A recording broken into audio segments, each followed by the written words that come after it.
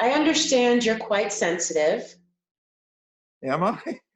Well, I mean, in the interviews that I've seen, you're very in touch with your feelings and everything. So I'm just Yes, damn it, I am touchy-feely. You're right, Paige. It's true. It's the best way to be. It's a marvelous way to be. But I'm curious, what makes you laugh? What makes me laugh? Yeah. Curious George. I love Curious George. A TV show called Wishbone, which was on in the 90s, which I still will watch on videos and tapes, and Wishbone relived famous books, and he had the costumes, and he pretended that he was the character in them. So as you can see, I love talking animals. They make me laugh. Absurdity makes me laugh. I don't like mean humor at all. Yep. I don't find it funny, but I find absurdity really, really funny. I find human absurdity. I find when we are very dogmatic and rigid and completely blind to the fact that we're being ridiculous, I find that to be very funny. For instance, if someone stood up and said, I would like to call this meeting of the Decency League to order and announce that I am running for president of the Decency League. Does anyone have any reason that I should not be president of the Decency League? Well, everybody's going to start whispering. But this person is completely blind to the fact that you should never say you're running for president of the freaking Decency League. So, all of these things make me laugh. Absurdity, silliness. Awesome. Oh, very good. What would you say, or how would you define what a soul is?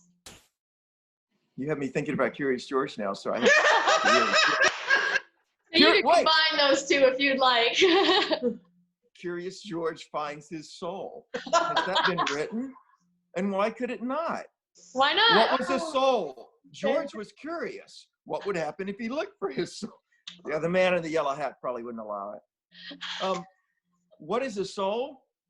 I have no idea. I don't even know if souls exist. I don't know what happens in the afterlife, obviously. I barely know what happens in this life. But the concept of not a soul, but soul, what soul is, I think is something that transcends this mess, this human body, this physicality. And that can happen in this life. We don't have to wait for the next life. If I meet you and I say, are you okay? And I really mean it. And you feel that I really mean, are you okay? And you tell me whether you're okay or not. That's a soul exchange, right? Yep. I'm really, really seeing you. That's soul. Look in somebody's eyes and you see them. Yep. That's soul. It's also scary to many people. That's why I'm no good at parties, because I want to go and look in people's eyes and see their soul, and they're like, whoa, dude. Same here. Yeah, it makes me think of in the film Avatar, isn't there a line where that's kind of the point, is it's instead of saying I love you, the person says I see you. Ooh, that's beautiful. There is that line, and because that's ultimately what we want, isn't it? In any kind of relationship, we want to be seen and known. To have someone who knows you, friend, lover, anyone who knows you. If somebody can look at you and say, I know you.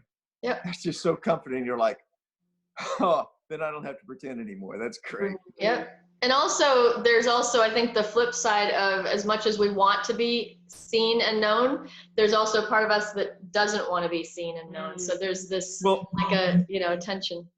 Yeah, and there's Instagram and all the variations of Instagram. And I mean Instagram as a metaphor. We want to be seen, but we don't want to be seen. Yeah. Yep. Right. We want you to see only the good parts.